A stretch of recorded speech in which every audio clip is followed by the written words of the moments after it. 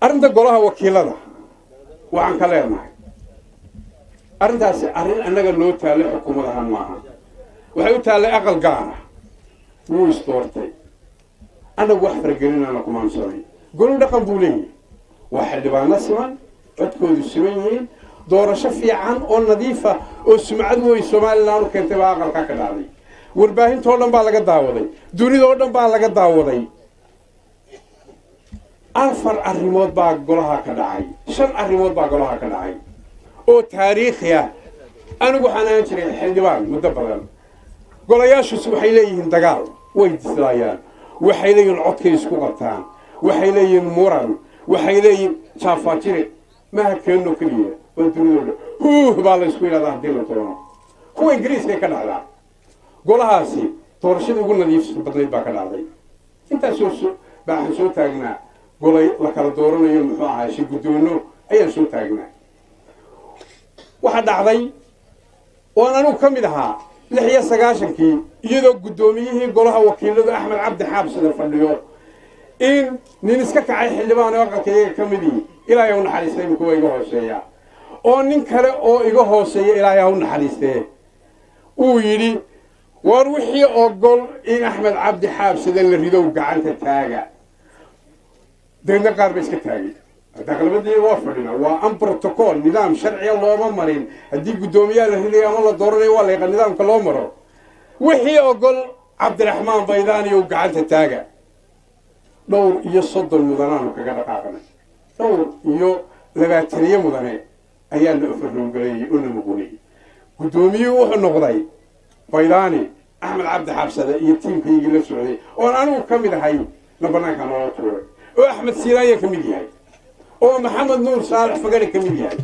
ragayga waaweyn oo banaanka noo dhigay waxaana muquliyay tiranaga waxaana lagu muquliyay nidaam aan sharci ahayn xasan aqbala oo aakhirkii ku soo noqonay danta iyo ummadda wada jidkeeda waxa golaha ka dhacay maanta shan arrimood oo taariikhi ah deere meherdiin cid qaylisay ma jirin buuq iyo sawaxan ma lahayn isagoo oo miyir qaba oo bad qaba oo bogooda burcadaysu mariyay oo ay ka muuqato bisayl iyo waayo aragnimo ayay codka galeen garsoorihii golahu oo ah gudoomiye ku-xigeenkii labaad Cali Yuusuf ayaa cod qaaday codkii markii la qaaday iyo markii la tirinayay buuq ka soo baxay ma jirin wuxuu ku dhawaaqay natiijadii golaha ka soo baxday waa laba garsoori baa wax soo saaray ee shi gudoonka ah saddex gudoomiye golaha 12 sano maamulayay gacanta ku hayay oo ah murashaxa xisbiga wadani gudoomiyaha xisbiga wadani Cabdiraxmaan Cirro ayaa soo kacay oo hambaliyay natiijada oo bagaadiyay oo halka xidin kaga digay وصدح وأفر نمكي لا ترتمي لما نبات ترتمي عبد الرحمن محمد طليان له وأن قيمة بدن وحلبانا سمعنا أن التاريخ في عقله إيو باشا محمد فارح وأن أضيع وقيمة بدن ومدلل قولها قدوم يبحيين كيسيها قدوم عبد الرحمن طليان له وأن نمكي لا ترتمي باشا أيها وحو أقول صرين تيجي وهم بلي سرق النماء يجلس النماء لبوها وعفوا وشم وحصوك على قدومي للدورتين كرسي جيبه كفريستي وتشير قريه قوليه ومهد عليه قولها ينسكوا هذا ينوو شاقة أقل كلا واحدة قولين إيه حالين قولها ينتاسي كلا علي إيه تشودا ينونودا لقد دبوضو وردوني دا ميان لقولنا ولا علي وردوني دا ميان لقولنا ولا علي أنا أقول عن قضاء حسبك وطني إن يقول وين وسياسة واحد معلومتها أنا أقول محمد عن قيمتها كو حسبك كل مية ساعة كنت هجارة بدنا قولها دوري كنت المدان عن الهاي وأنا حسبك ذلك المعاملة هذا يبان السجين نسيتي من الجنين قول بانو أكي سنة يقل بيان يسنة وحدين بسين كودنا قول سياسية بانو أكي وعن سياركي ينك قروع عليه أو أي خلفين oo ay baxto wareynay guusha ayaan arkaa kulay aanu siyaasi baan ma yeeleen sida kulmiyana ma yeeleen anagu xilsi way araga baana markaanu waddani u faanaynaana waayo arag baanu nahay xisbi 8 sano mucaarad soo ahaa baanu nahay xisbi dhici jiray baanu nahay wax weyn baa laga dhaxlaa war waa layli kulmiye waddani waa xisbi layliya halkaas beenaale markhaatigiisu fogaya halkaa waxaa ka muuqata inuu leeyahay ereygaanu lahayn baa cad maanta haddaanu laylahayn waxa intaa yeeshay kama noqdeen annagu waxaanu aaminsanahay inuu saxaa cod kala qaato goobta maanu joogin laakiin arkaanta uu ku sigmo guushu ayaan tirinayaa oo aan kuwaan sheegay meherku waa saas oo kale waa qubuul iyo iijaab iyo meherkoo la xadeeyey iyo markhaatiyaal hadday intaas afartaa shardi gole ka caddaato meherkaas ugu sugma ku noqosho male kubadda haddii la ciyaaro oo tiim gool dhaliyo oo qolo muranto oo siidhigu dhaco dee goolkii maaradoonaba ku jirayba oo dunida caanka ah goolkii gacanta lagu dhaliyey ee uu bixiye gacantii ilaahay